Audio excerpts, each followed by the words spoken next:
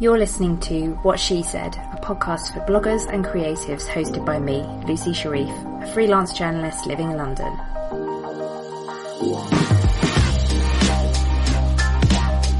Each week I interview different women in blogging and the online world, getting their best blogging tips and advice, and a little bit of gossip too. Thanks for listening.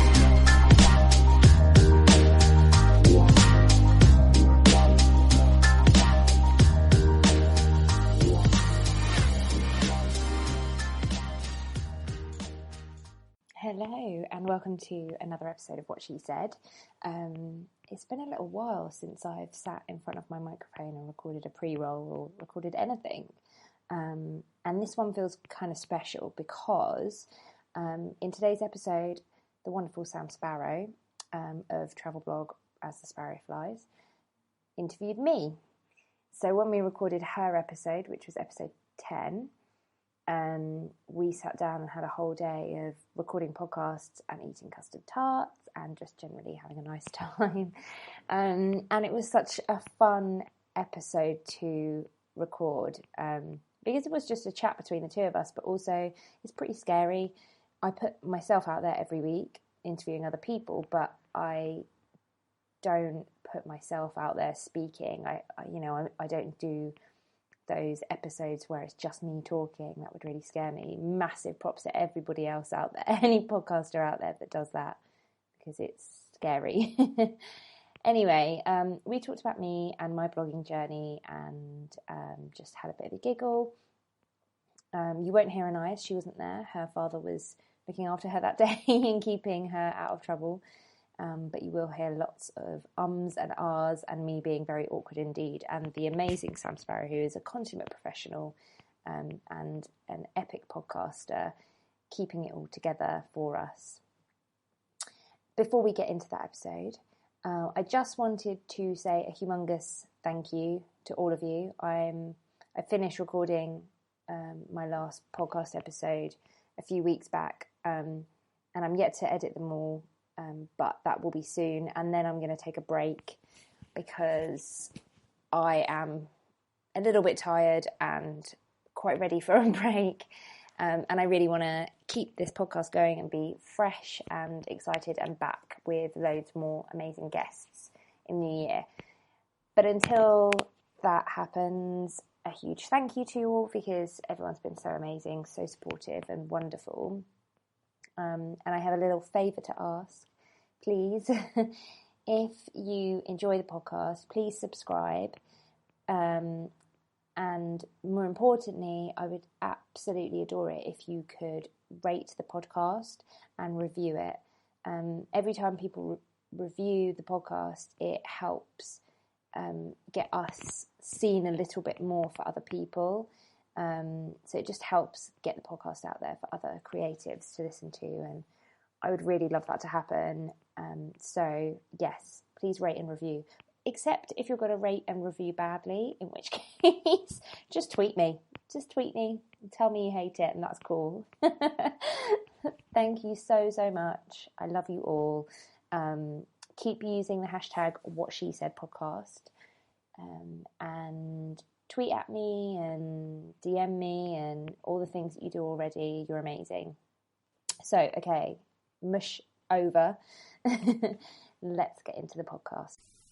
So I have the very privileged position of being the person that Lucy, the usual host of the What She Said podcast, asked me to interview her for her podcast. Yeah. And so here I am on your podcast, Lucy. In my house. I'm in your house. That's it now. I've brought a suitcase. I've moved in. I'm your new nanny to Anais now. You're already my podcast producer. Well, so I try. It's the logical next step. That's a lot of pressure now because this podcast has to be really, really good. So we'll see. But Lucy asked me to come along and interview her for the podcast because she's a massive big head. But also because Lucy's got lots and lots to offer in the online space, the blogging space, and obviously lots of opinions to say. And although Lucy says them all the time when she's interviewing her guests, we thought that wasn't quite enough, and so wanted to give an opportunity to put Lucy in the spotlight. Thanks. welcome to your podcast. Thank you so much. I'm so pleased to be here. Amazing. It's amazing to be invited on. I just can't believe well, it. There was a list, and you were kind of at the bottom. in the bottom, and then we had to do it. So for those people that are either new to the podcast or new to Lucy, welcome. Welcome to the podcast. Where have you been?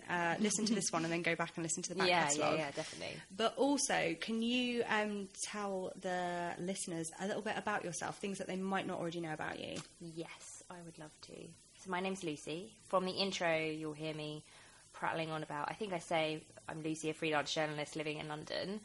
That is essentially me. So I am a blogger, and I started out in travel blogging, and then life kind of changed massively when I got married and had babies.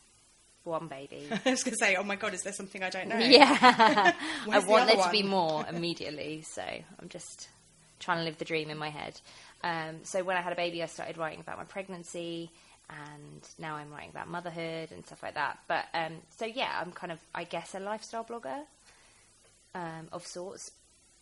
But along the way in travel blogging, I need to start that again. I haven't done this very well. It's all right. So I started a travel blog when I went travelling. And when was that? So How long ago was that? How old were you? I was old. So the first time I went travelling... You were old. I was old. But for a gap year. So the first time I went travelling, I went travelling solo when I was about 25. Not old at all. And then But also quite different to kind of the usual either 18 or 21 post-school, post-uni kind of gap year backpacking. Yeah, exactly. I already was a flash packer, I guess. And then I didn't start blogging until I went travelling for the second time. And by that point, I'd met my boyfriend, now husband. We both quit our jobs. We met at work. We were working for Disney. So that's something you probably don't know about me. No. I used to work for Disney. I sort of did, because I know that Sophie works for Disney, and I think I picked up on a conversation somewhere. And obviously Disney are quite local as a head office to where we are now. Yeah, down the road. Where you're living. Mm-hmm. So, but I didn't realise you'd met Ollie there.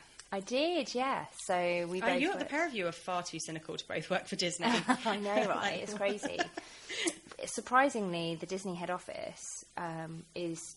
Although it's super magical and sometimes Mickey comes in dressed up and all the rest of it. Oh my God, honestly, it's brilliant. It's just the best place to work. But everyone is also massively down to earth and loves a drink. And also loves to sleep with each other. So there's a lot of... Yeah, it's great. It's just a brilliant place to work. So we both met there, and then Ollie got made redundant. I'd already left Disney by this point, and I was working for House of Fraser in the head office in premium beauty. So that's why I'm so obsessed with beauty, and I have way too many products. Other things I didn't know about you. Yeah. So when I asked you for skincare advice, you were the right person to come to. Yeah, definitely. Absolutely amazing. He got made redundant, so we were like, oh, you know what, sod it. Let's go travelling. So I left my job, and... off we went. And I'd always loved writing. I tried blogging a little bit, but I'd always been so painfully shy that I always did things under a pseudonym. And I remember starting a blog on Blogger in, 2008 maybe. And that's when I had my blogger blog. Oh, it was sort of 2007, 2008, and it was about knitting. Oh yeah, but you had some really cool names. I didn't understand any of it. I remember not understanding that the name of my blog and the URL were related. Like, as in, I was so confused when I was setting it up and filling out the forms and stuff like that. Nothing made sense, and I found it again. I deleted it all. Actually, it was terrible. I mean, it was good from the point of view of the writing. The writing wasn't terrible, but it was just like a space to kind of rant. I think about hen do's at the time. Oh my God, it was basically like a diary. That's what it was. Is that still available anywhere, or is it really deleted? It's really deleted. That's so sad, because that is something that I'd want to read right now. Oh, like the burn book from Mean Girls. It would be absolutely amazing. Yeah. In fact, that would make a good podcast. It would make a great podcast. There was only 2 blogs, though, so... well, it wouldn't take long to read. That's true. You know.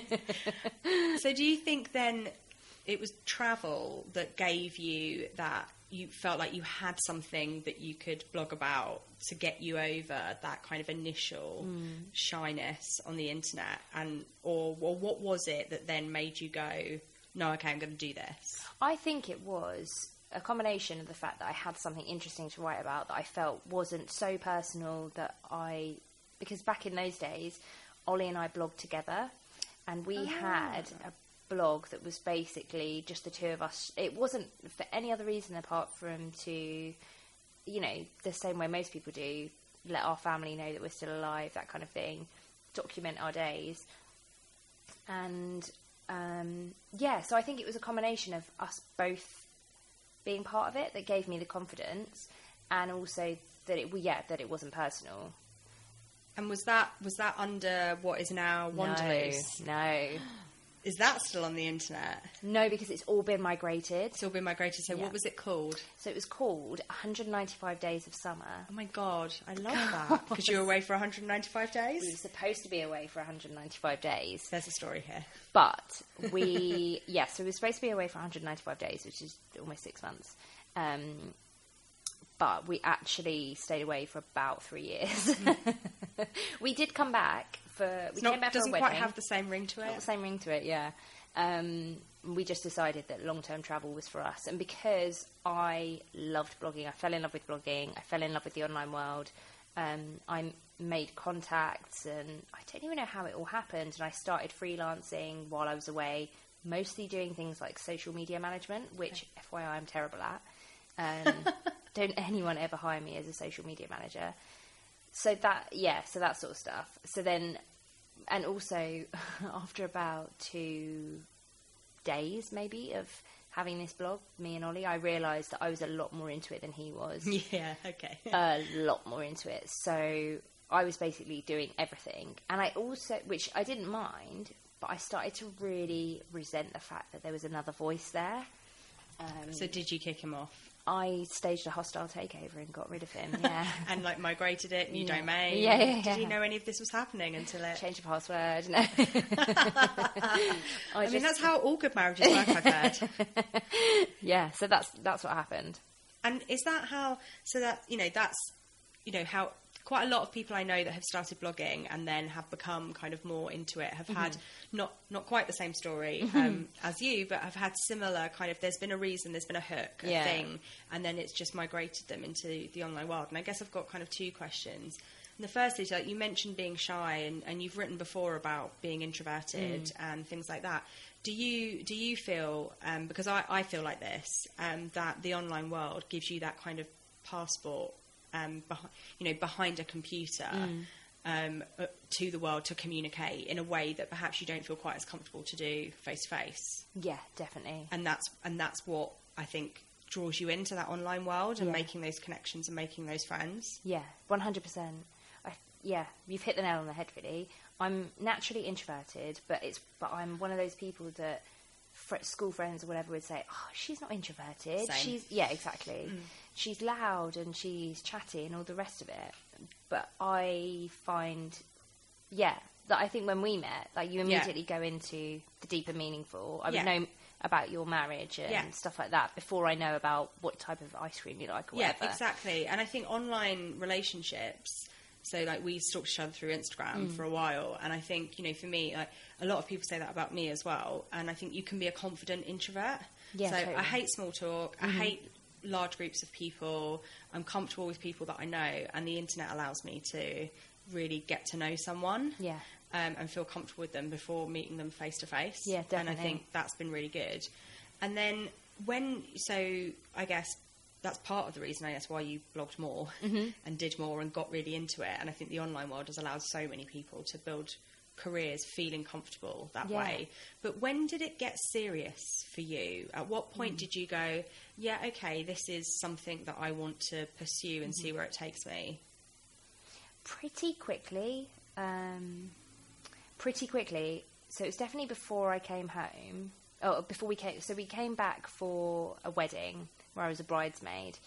So we had that 195 days where we knew we actually were coming back. But quite soon into our travels, we were like, we're going to book an open-ended ticket back out again. So really quite soon, I would say a couple of months. I think when people started commenting on the blog and I started interacting with people on social media, and it was more about the writing though than anything. I just thought, I don't need to work for the next 6 months. I can just write, and that's amazing. And then I started seeing that other people were doing that for a living. Beverly and I talked about this the other day because I interviewed her for the podcast, and the first travel blogger that she kind of connected with or read basically was the same one that I did, and that was Adventurous Kate. Yeah. And when It's the same one that I think we all have read yeah. first. She's like the number one solo female travel blogger. So when I saw that she was doing it, and she was pretty, like, she would talk about how she makes money travel blogging, how this is her profession and stuff like that. I was like, shit, I can do this as a full-time job. Yeah. I mean, the reality that those guys portray is a lot different from the actual reality of what it's like to do it. And now being on the other side and having made a living from travel blogging, I know that I would call bullshit on some of what they say, but and I also think there are those that have been around since forever. That's it, and the world is different now, and they've been able to mould and make their fortune before a lot has changed. And I definitely want to ask you a little bit more about kind of how you've seen the changes. But before we get into that, like, how did you? So you were running this, you were travelling, you were out there for 3 years, loving life, being a social media manager for various different brands and people, and running your blog. And then obviously the moment comes where you have to come home, or you decided to come home, whatever that was. How did blogging and the blog and where you took that in terms of your career change for you at that point? So by the time we decided to come home, so Ollie had asked me to marry him. No. Yeah. What a love. He is a love. I met him for the first time this morning. He is total love. He bought us custard tarts. He's the dream. He's a total dream. Behind every good blogger is a dreamy person. Yeah, a dreamy husband paying the mortgage. Yeah. And providing the custard tarts. So he had proposed to me, and at that point we knew that we wanted to stay away for as long as possible, but we were actually living and working in Thailand on a tiny little island called Koh Tao, which was awesome, but we were, after about 6 months, we were really ready to come home. So we already knew we had a wedding to come home to. So we were like, you know what? Actually, let's just go home. Ollie will do a proper job and I will carry on freelancing. Because by that point, I'd already started writing for various different publications. I had already got my first byline for Lonely Planet and Lonely Planet Traveller, I should say. So already at that point, I kind of had transitioned out of being a full-time travel blogger to being able to do social media management and kind of writing and doing a bit of copywriting. I don't know, it's that bullshit, the hustle, you know, that's what I was doing. So I knew that I would be able to do that when I came back. But then my career changed in that the money that you earn when you're living on a tiny island in it goes a lot further, right? Exactly. So West London is perhaps slightly more expensive. Yeah. Just a tiny bit. That was pretty tough actually. We were quite broke when we first came back for the wedding. But then Ollie got a job and I started writing for bigger publications, and then fairly soon... I started working for... yes, that's when I started working for Traverse actually, pretty much when I came back. Which was awesome. I had it was just the best actually. I had the best time working with Paul and Michael.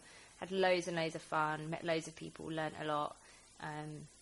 And then started taking my writing more seriously and got a staff writer role at The Express. So that's when my career completely changed, really. Yeah, and so you are now, so we're all apparently slashies now. That's the word that I've heard, and it really hurts my soul. I don't like the name. No, it's really bad. But makes me think of gash. I don't feel good about that. Oh, wow. It's your podcast, babe, Yeah. so you just pop that one out there. But yeah, so slashies are like you're something / something / something. So obviously you started out in travel blogging, and then you kind of, as you say, did the hustle and were kind of doing lots of different internet online type jobs, and then you started getting bylines, writing, and doing more freelance journalism. Would you now describe yourself as a blogger / journalist, or would you describe yourself now as a journalist, and that's what you do? I think I would describe myself as a journalist with a blog on the side. With a blog on the side, yeah. It's not to say that wouldn't change in the future. I suppose I could keep it really simple and just say I'm a writer. Yeah. Actually, when people ask me what I do, I'll often just say I'm a writer. And normally then they'll ask, who do you write for? Like, lots of people. Yeah, and lots of people make the assumption when you say that you're a writer that you write for another publication that's not your own. That's true, yeah. Actually, you kind of let them go with their assumption. Wouldn't it be funny, like, in 20 years' time, if you said you're a writer, people just assumed you had your own website? Yeah. What a weird place would that be? I know. Because that kind of is... The kids have got all that to look forward to. I know. In the future, lucky right? You. We've done all the hard work and the awkwardness of explaining what our job is. and now you get to play in the space. So obviously, you've done blogging, and now you've made that transition to being a freelance journalist. You were on staff at the Express, but now you write freelance for a range of different publications. Yeah, lots of different people. I always say anyone who'll pay me, because I have actually. So the way it kind of works is that I obviously pitch the stories to editors, and it will be a story that I want to write, and typically it has, over the past year, I guess, has been focused around either travel or pregnancy, motherhood and health. So when I was on staff at the Express, I was writing travel and lifestyle. But now I don't actually write as much travel for other people. I just don't, because I'm not travelling as much. Yeah. And I write a lot about pregnancy and motherhood, and because that's lifestyle, I guess. And that's what's in your life right now. And I think a lot of people will write, and I think this is why sometimes lots of people describe that you should have a niche. And I know that you're relatively vocal about the whole niche scenario, so we can talk about that. But I think, that can be really hard. And I think particularly of women of our age, that can be quite hard, because I think, when you get into your late 20s, early 30s, your life can change quite a lot over a period of years. It's not just one big change. Yeah. But your life changes, your lifestyle changes, and therefore writing about the same thing throughout is really, really difficult. Yeah. Because actually the best writers write from their experience. So if your experience is, oh my God, I have a human being growing inside of me, naturally that's what you're going to write about. And how did you find that transition? I guess as a journalist, that's relatively straightforward because you just pitch those articles. But I know that you have written travel content on Wanderloose, but you've also written quite a lot of pregnancy and motherhood content. And how did you find that transition? I found it quite natural, because already I'd started writing. So I kind of gone through, I guess, when we came back no, actually, you know what? It was when we were living in Koh Tao. I already was like, you know what? I'm not travelling anymore. I'm just living here. Living in basically the Costa del Sol of Thailand. There was nothing authentically Thai about it, apart from that it was in Thailand. No, it's true though. Like, I loved Koh Tao. I absolutely loved Koh Tao. But the people that live there, there's a lot of English people. They need to do a Benidorm version of Koh Tao. Oh TV my program. God, it would be so good. There was a bakery. You should write that script. Oh, if only. Yeah, there was so much funny stuff that happened on Koh Tao. It's like a great place to live, but because I already wasn't travelling and I started to be interested in other things, I started writing a bit more about, I suppose, kind of personal essays about things like depression, anxiety, and things that I was going through. And I was having quite a tough time, as I recall, when I lived there, from a mental health point of view. So actually, when I started writing about pregnancy and motherhood, it didn't feel so unnatural because I think I'd already lost the audience that I had previously. I think my stats were just horrendous. Just before we moved to Koh Tao, they just dive bombed because I'd basically stopped writing about travel in Southeast Asia, backpacking in Southeast Asia, and started writing about other stuff. And then, I gained a whole new audience. So that's a long-winded way of saying it was fine. It actually, was fine, thanks. It's fine, thanks. But that's so interesting in terms of growing your audience, because I mean, a lot of people will be listening to this podcast both to find out more about kind of the bloggers that they love reading and people's lives online, but also to kind of talk about those tips and those sort of tricks and understanding. And I guess, how do you? So one of the things that I write about travel, and I'm a fairly new travel blogger. But I'm interested in about 20 million things, and I've started writing about stuff that isn't travel. And the thing that keeps going around in my mind is, oh God, but, what's going to happen? Is anyone going to read this, or is anyone not going to read that? Or are all those people that are reading the travel content just going to go, no, sorry? And how do you feel about your audience and that kind of broad lifestyle? Like, there's a lot of bloggers that blog in the kind of very broad lifestyle kind of niche, and kind of what are your thoughts around that and kind of bringing that audience on board with you? I think a niche is such a divisive term because I think people just misunderstand what a niche is. For me, Monica explained it really, really well, so plug to episode 3 of what she said. She talks about it there. But I really think that you are your niche. Nobody else can write about you and your experiences. They just can't. So in my head, I always think, I'm my niche. I don't have to worry about being constrained. Obviously, if all you're interested in for 3 years and the community that you built up is something crazy specific like Portuguese custard tarts, and then suddenly one day you're like, I actually hate them, I'm lactose intolerant. That would be sad for so many reasons. It'd be so upsetting. But that might be an issue that you need to address. But most people have lots of interests and outside of the one topic that they're writing about. So even when you're only writing about travel, you write about it from your perspective. You write about it in your voice. So your audience are going to probably come along with you, whatever you write about. Yeah. And the ones that drop off, it doesn't matter. Like, you have to be comfortable. Because they're not there for you anyway. Yeah. So, and I think people get really caught up in the numbers, actually. Yes, and I know it's really hard. It's very easy to sit there and go, oh, yeah, you shouldn't look at the numbers. Because, actually, you kind of need to. If you want to make a living out of this kind of stuff, the numbers are important for a lot of different reasons. But it's about having that balance and feeling, I guess, authentically true to yourself. Yeah, and you're right. It's really easy to get caught up in the numbers. And the thing that I always say to people when new bloggers really, when they'll say, oh, what numbers, what metrics should I be looking at, etc., etc. And I kind of think, don't look at anything until you're kind of in the swing of things. Until you've found your voice, really. Yeah, totally. And then as soon as you have, and as soon as you know why you're looking at the numbers, it's not about what metrics should you be looking at. It's more about what do you want to gain from the metrics. So if you already know, I want to make a living out of this, I want to make a full-time living, and I want to do it via XYZ, affiliate marketing, or a lot of people would just know that they want a press strip, or whatever, I want to earn 6 figures by the end of the year, then, okay, you have a goal, you can pick the numbers that you look at based on that. I really just think, just don't look at them for as long as you can bear not to, I think. Yeah, I agree, actually, and I think that they can send you to quite dark places sometimes. Definitely.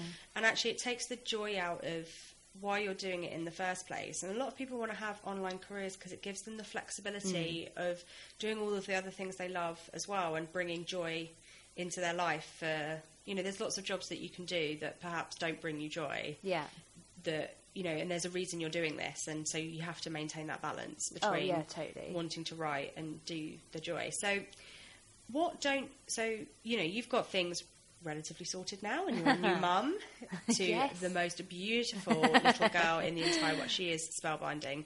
If Lucy gets out any blog posts, it's a miracle, because I could just sit here and look at her all day. But you're at the moment kind of finding your balance as a new mum and kind of thinking that through.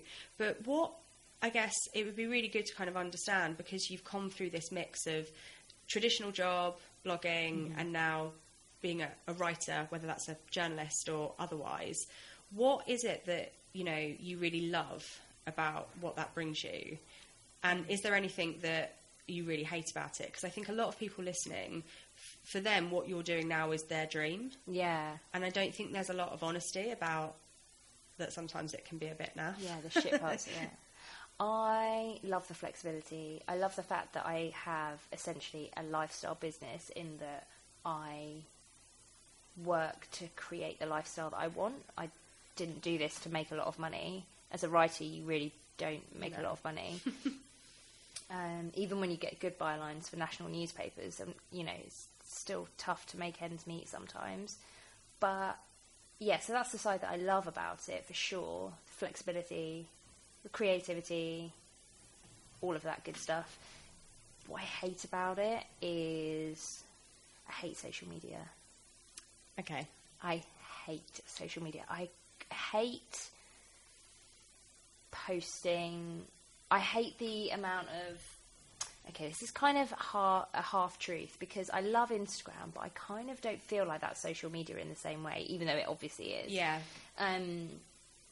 I like Twitter as well, because that's quite fun, and I need it for work as well. I hate Facebook. And why do you hate Facebook? I go through phases with Facebook. Oh, I hate it. But I think, for quite a long time I've hated it for a lot of reasons. Mainly because if friends want me to know something important about them, text me. Don't expect me to see it with Facebook's algorithm. Yeah. And then get upset that I didn't text you about your news. Like, that's like the worst. I hate finding out things about my close friends via Facebook. Yeah, it's really icky, isn't it? Yeah, and I think that's a generational thing. Yeah, you're Because right. I think for the kind of Gen Zers, like, they won't feel that way, because it's just completely natural. Life, it's like it? my mum doesn't want to hear about important things via text, whereas I'm fine with it. So it's a generational thing. Okay. But yeah, I'm with you on Facebook. I'm not very good. This is why I wasn't a good social media manager, because I'm not down with... I just don't love it the same way that... Like Beverly, who does social media management, she loves social media, she lives and breathes it. That's who you should be hiring, not the person that joined Facebook in, 2016. No, you didn't join Facebook in 2015. Did you? Just for the blog. Did you really? Yeah. Wow.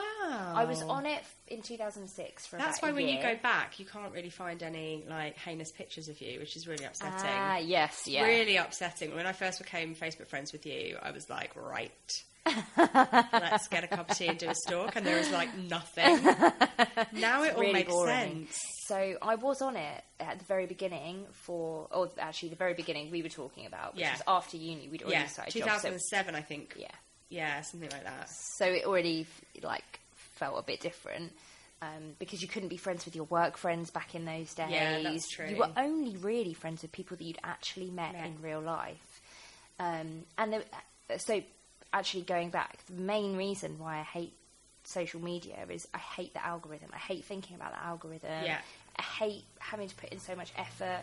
I feel like for Facebook as well, I do get quite a lot of traffic from Facebook, but I would 1,000,000% rather put my efforts into SEO than trying to outsmart an algorithm that wants me to pay money. Yeah. But you've talked about how you love Instagram. So let's talk about Instagram and algorithms and paying money. Oh, God, yeah. Because I have a love-hate relationship with Instagram. You do, don't which you? is basically 99% of the time I hate it. And then 1% of the time I like it, and that's the 1% that I'm on Instagram stories. Yeah. And that's pretty much the only thing I like about That's Instagram. your sweet spot. I love Insta stories. Yeah. I love it. But I hate Instagram because I hate having to overthink each picture and caption and hashtag and just tires me out. Yeah. And I do see results when I make a real effort, but for me, it's a total effort. But you've described Instagram as being your place. Yeah, it's where I found my tribe, for sure. And so how do you feel? Because obviously Facebook now own Instagram and some of those same frustrating algorithm changes and pay-to-play stuff. Like, how does that sit with you? I mean, I just think it's gonna happen, and I try not to worry about it too much. I feel like the Instagram community is so ardent in their love for Instagram. Yeah, that's very true, actually. That even with all the algorithm changes and the fact that... So there was a change recently where we all got really excited and thought it was chronological, but actually it isn't technically chronological. But so your feed is chronological, but in an algorithmed way. Like, that in itself is just... That's madness. Like, I mean, who cares? Who actually gives a shit? I don't know. I love it. I love it so much. I find that my world has become so small through Instagram. There are people that I talk to every single day. Yeah. But there's, I don't know, a handful of people that I've met in real life and become friends with. You're one of them. Yeah. All from Instagram. Aggressively stalking my stories. But that was like my friendship play. I love it. Aggressively responding to people's stories. I think it's a really bold move. Yeah, I'm just like... I'm over 30 now. Yeah, exactly. Aggressive friending is like the best thing ever. I'm really into it. I do exactly the same. I think it's the only way that introverts can get by in the world. Yeah. It's like being aggressive on their terms. Yeah, exactly. Hi, be my friend. Just turn it to airplane though. Yeah. Don't want to see people now. Yeah, so true.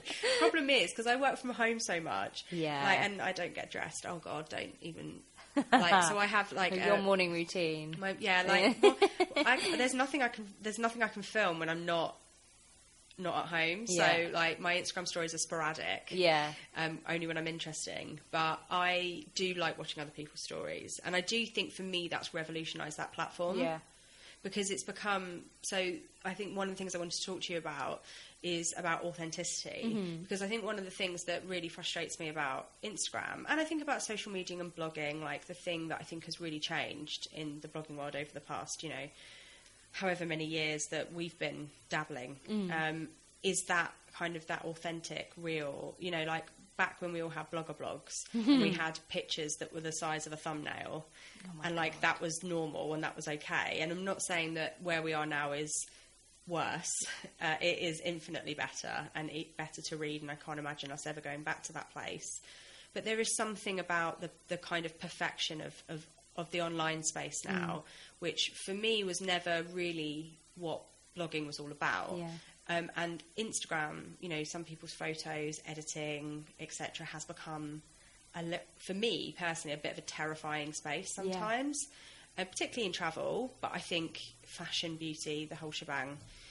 How has it changed for you, kind of the blogging world, with regards to that realism and authenticity?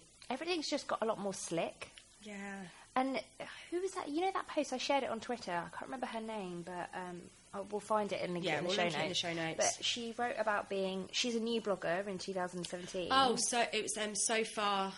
Her So name's Far, Sophie. So Good. So Far, So Good. But her name's Sophie. Yeah. Amazing pun. Loved it. So good. Yeah, I read that. I actually read that yesterday. I saw that you posted it. It was such a good post. So good. She started she started blogging around the same time as I started my new blog. Ah, interesting. So so she's talking about what it's actually like being a new blogger in 2017, and she had some really good insights. But one of the things that she said, it's so much thicker. You come to the table needing an Olympus pen and a professional backdrop and all the rest of it, which I don't necessarily think... I mean, she didn't say this, but I don't necessarily think...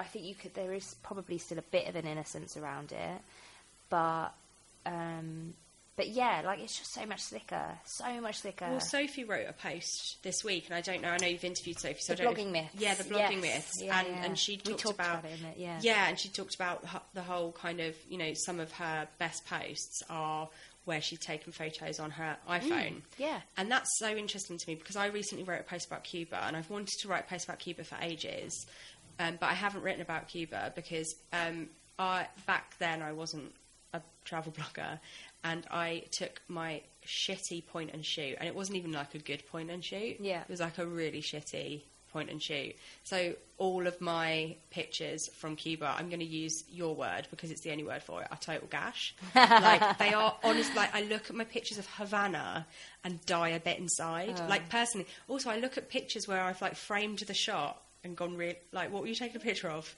What even is this? Like, so I have wanted to write about Cuba because my photographer, and not as if I'm going to go back to Cuba anytime soon, because like, money. But who cares about that? I'm the same as like a lot of my posts, especially nowadays. None of my travel photography, to be fair, is pictures taken on my iPhone, but almost all of my posts, it's a picture taken with my iPhone. Well, I've taken I don't give a shit. Well, quite a lot of my pictures are iPhone pictures when Andrew gets upset when I get my big camera out. Yeah. So I just snap on my iPhone, and I think some of it's about my eye for pictures changing as I know what I want to write about. Yeah. I mean, the Cuba one is just also my New York pictures from like 2011. Honestly, so sad. It's horrible when you look back at pictures. And I just go, oh my God, I'm not going to be going to New York again anytime soon, so we won't write about that. But I wrote a post about Cuba.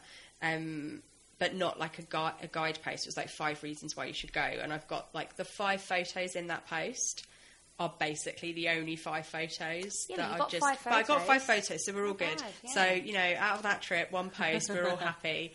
But but actually then I have that whole conversation with myself, and I'm editing those photos in Lightroom, and I'm taking 25 photos of salmon egg on toast from a brunch place in Amsterdam for my blog. And then I go... get home and I go, really? That's not, you know, is... And, what, as in that's not real life? Or? Yeah, it's not real life, and is it... And you do get into that... This is what I think about authenticity, and actually, for the benefit of authenticity, we were having a conversation about this, weren't we, before we started recording, because as we speak, Amelia Liana has had this whole furore about her... Photoshopping her Instagram. And I kind of think... I mean, there's arguments for both, isn't there? But we all edit our pictures. I style a lot. I mean, you know, my Instagram is quite styled. So, I mean, I don't live like that. Yeah, you don't always have a bowl of cherries just there. I know. I was really sad when I walked into your house today and there wasn't just like a lone bowl of cherries on a white desk. I was like, oh, hashtag authentic. I know, seriously. Why hasn't the Daily Mail picked up on this? It's ridiculous. But I kind of feel like if we want to be really authentic, do you want to see me first thing in the morning with no makeup, looking absolutely disgusting, boobs leaking because I'm breastfeeding? Do you know what I mean? It's nonsense. I think people just get so out of control about it. And I kind of see... The way I sit on it is my photography is never going to be amazing, and I cannot be asked to learn Photoshop. Mm-hmm. I'm 34. I've got Gilmore Girls to watch. Exactly. There's other things to do. I kind of use filters and stuff on photos just to brighten them and stuff, but I don't do any major playing around. And I think that some of my pictures are styled, and I work really hard on my photography now. But my authenticity will always come from the words that I write, as opposed to the pictures that I take. And for me personally, that's quite important. But I also do wonder whether that's a generational thing as well, because I see a lot of the newer generation of bloggers coming through not really thinking, this is such a generalisation, I'll probably get hate for it via your podcast, but caring more about how it looks and the photography as opposed to the words. And I don't know if that's quite broad generalisation, but I think it's because, you know, when we were starting out in 2008, cameras like that weren't as accessible. Like, they were really expensive. You couldn't get Lightroom for $8.99 a month. You had to pay 500 quid for a Photoshop license. I think because all that stuff's become more accessible, it's become more about how things look than how things read. Yeah, I would agree. I think it's easier to post a nice looking picture than a captivating set of words, I guess. Because, I don't know, I'm trying to be a bit careful because I'm not a very good photographer either. I say that as if we're both shit photographers. You take beautiful pictures. We're great. but we're not, but that's so interesting you should say that, because actually we're not bad. No, we're not. Both of us are pretty good. But in this current But climate... in the current climate, we're shit. Yeah. And that's so interesting to me. Like, when did everyone become David Bailey? Yeah. Like, that, I can't wrap my head around that. That's a really good point, actually. And that's the thing I find about authenticity. Yeah. And maybe everyone just has mad photography skills now. Yeah, I find that difficult to believe. I think there's a combination, isn't there? There are some people on Instagram who stick out as just incredible. Hannah Argyle or... Yeah. I can't think of anyone else, but there's absolutely loads. Yeah, I've just drawn a blank. But there's loads of people who are super creative and incredible photographers. But then there are lots and lots and lots more that are average or above average and just have incredible editing techers because it's really, but like you say, it's really accessible. So accessible now. But it's not, you're right, it's not the same with blogs, because if you see a badly written blog, it doesn't matter if it's the most premium theme, the photos are amazing. If someone just can't write for shit, they can't write for shit, and you can't polish a turd. Yeah, that's kind of it. And the internet is full. And it is full of shit content. Yeah, for sure. And I think sometimes I wonder whether it's hard to stand out with good writing in the climate that we're in. I don't think so. Okay. I don't think it is. I think Sophie Click is a really good example of this. Sophie Click's writing brings me to tears on a daily basis. Writer, and she doesn't promote her stuff beyond probably automatically pushing it to Facebook and Twitter. She just doesn't care about it. She doesn't put pinnable images in her post, and by her own admission, she's like, "Oh, I just put a half decent image." She's a good photographer, but she doesn't. She doesn't, and also like she blogs like every day. Yes, yeah. Like wow, like I'm in awe of that. Yeah, I know. And her process is really interesting as to how she kind of comes to it, and that's because she has a love for writing, and she's just got that. She's got stories in her head that she wants to tell, and I think that's really powerful. Yeah, definitely. And I like to read more of that. Yeah, me too. More people do that, please. Yes, everyone, please do that. So, 2 last questions for you on your own podcast. 2 things. And the first is, I guess, what's the best piece of advice that you've got for people? Like, maybe it's about those wanting to make the transition from blogger to writer, or if it's about kind of growing your blog, because I know that you've got a great series on your blog around kind of blogging tips, like SEO, and your SEO stuff was phenomenal, thank you. Thanks. We'll link that in the show notes as well. Yes, we will. We'll link that. And also, you do blog mentoring. Or do you still do blog mentoring at the moment? I've kind of taken a bit of a break for the moment, but... In a few months' time, when Anais is not permanently clamped to nipple... Oh my God, yeah. One day soon. Lucy may well be taking on blog mentoring clients, and Lucy's very good. Thanks. So you should take her up on that. But maybe it's about growing your blog, or maybe it's about making that transition, because I know you get a lot of questions about becoming a journalist or a freelance journalist. What's the best piece of advice that you could share? I think if you actually, with any of it, just literally do it. Just take that first step. Just do it. It's not as scary as you think. And probably the biggest game changer for me in terms of becoming a journalist was appreciating my own worth in my writing and realising actually people will pay for this. God, that's not a good tip.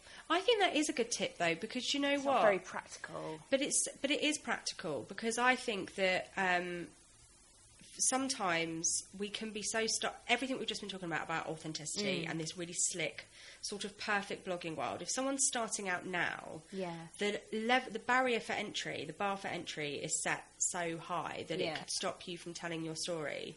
But I think most people have got really exciting, interesting stories to tell. Yeah.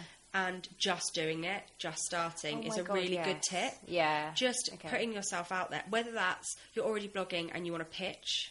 Yeah. So I know that, so I do Monica's blogging course that she talked about in episode 3. Yeah, we talk about it in every episode, guys. Monica's blogging course. She basically sponsors this podcast. Yeah. But she doesn't. She doesn't actually sponsor it. But Monica's blogging course is great, actually. And she talks quite a lot about just send the pitch. Yes, just send the pitch. And I haven't, and I keep procrastinating about, but I haven't got a design. Yeah, we need to talk about this. And I haven't got this. And I'm like... You know, and actually, I've had someone approach me, a PR approach me to go and do something before I've pitched, and that's really given me quite a lot of confidence. But you don't need to wait for that to happen. Yeah, agreed. And I think it's the same with you about, you know, if you want to do this, you need to do it. And the first thing you need to do is put words down on a page.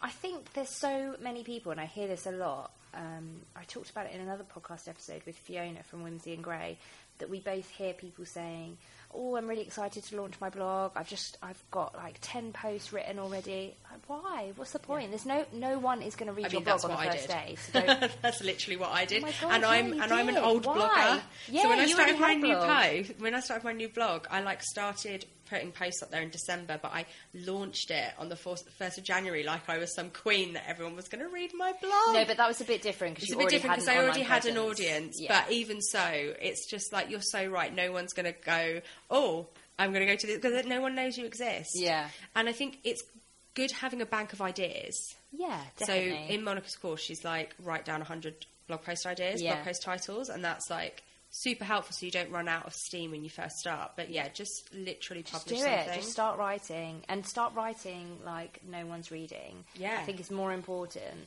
than writing for a niche or setting out or knowing your brand or anything like that. All of that stuff will come afterwards. But if you don't nail down your writing, then nothing else is going to happen. No, because I think ultimately, like, if you want to do this for a living, unless you're one of these mad photographer skill people. That's true, or you look absolutely insane banging in a MAC lipstick. Or in a bikini. Or in a bikini. Your writing needs to be great. Your writing needs to be amazing. It needs to be absolutely brilliant. So honing your craft, writing is important. Yeah. So, agreed. We probably should have started with this one, but I don't know. I think it's a nice way to finish your own starring podcast on your own podcast. Why did you decide to start this podcast?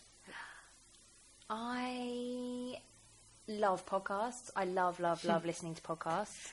Top tip, FYI, just to interrupt Lucy on her own podcast.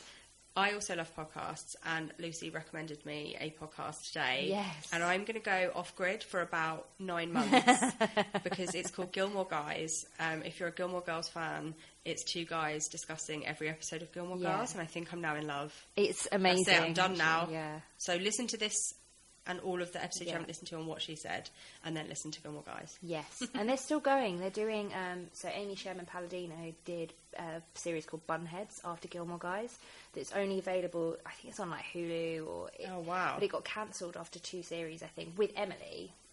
Oh. It's apparently really good, so they carried on, and they're doing Bunheads, but I think they finished that now as well. Oh my god. It's pretty devastating. I haven't listened to any of those because I don't know how to in get a year's Bunheads. time, this is how I'm going to feel. Yeah. Okay. I'm sorry. I just had to let you know. But on the plus side, we've got What She Said. So yes, fine. You're obsessed with podcasts. Continue. Yes, I'm obsessed with podcasts. Continue your own podcasts. I just really like them as a way of consuming content. And I've never really been... And I kind of felt a bit like I wanted to do something different creatively. I wanted a new challenge. I'm never going to vlog. I am never going to vlog. The same way. Every time people say, every conference I go to or anything that I read about, you know, what is new in 2017 for blogging, video. Say video. That's awesome. Like, I agree with that. That's absolutely the way things are going. But I hate creating video. I hate editing it. I don't like vlogging. As much as I talk to camera a lot in Instagram stories. Yeah. It's different. It's so different. So I wanted a new challenge, and that's kind of where it came about. But it was so long ago. So I've been thinking about it for a year. So this is how we met. Yes, it's how we met, indeed. Because we aggressively friended each other. Yeah. And then you were like, can I come and watch you podcast? Yeah, and then I was on your podcast. And then you were on the podcast, and then basically it's all snowballed. Yeah, and then it got out It's out of hand now. Yeah. It's ridiculous. Yeah, I threatened to show you my boobs. We have Nando's. Oh, yeah, I mean, we've had Nando's now, so that means we're married. Essentially. In some countries, we're married now. Sorry. We've shared Portuguese chicken. Yeah, and Portuguese tarts. Oh my god, we that's the honeymoon done too. I'm just over it now. And why is and you know, you've taken a very deliberate sort of stance. It's the What She Said podcast, so full of she's and women and about women. And what's that like? What's that about? Well, you know what? Women create humans. We create life. I'm really interested. I really wondered where in this you at were the moment. going. I thought you were going to say women create awesome content. No, humans. We do. Bottom line. The human race would be extinct if it wasn't for the female form. Yes. Let's just put it out there and just say that. Whether you can actually give birth to a baby, whether you adopt a baby, like everything comes from the woman. It does. And it blows my mind that in 2017 we still have this massive pay gap. I've kind of got off on a tangent there, but all of that is to say I'm a feminist. Yeah. And I don't really know why I have to state that I'm a feminist, because, I mean, isn't everyone in this day and age? Oh, if only. Exactly. Yeah, so I'm interested in what women have to say. Yeah. And I think basically, as well, like, blogging, the online world is one world where women are kicking ass right now. Yeah, that's a really good point. I mean, they're kicking ass all over the place. We are ass-kicking people. But where we're getting recognised for kicking actually, ass. online, like, to the point where there was a blogging award where, a group of guy bloggers were like, why isn't there should be a guy blogger category. And I was like, oh, now there's a guy. Oh, please. I did not get involved on Twitter because, shit would have gone down. Twitter's not a good place for that, I find. It would have been too much. But, I think the online space and I think on the internet has created a framework and a place where women can create the lives that they want to and they need to, particularly juggling motherhood and all of that kind of stuff. So I think that's because we basically have to, Yeah, it's out of necessity. I think definitely it's something I've been thinking about quite a lot. But also, I think it's a really lovely kind of space to play in. Sometimes it's annoying, but yeah, for sure. Yeah, sometimes. But I think on the whole. Actually, I'm not going to say that last bit. Ignore me. I've got nothing interesting to say there. I bored myself as the thought was I was coming quite out bored. of my mouth. I was quite bored just looking at you. I wasn't really. We'll use these for the outtakes. Yeah.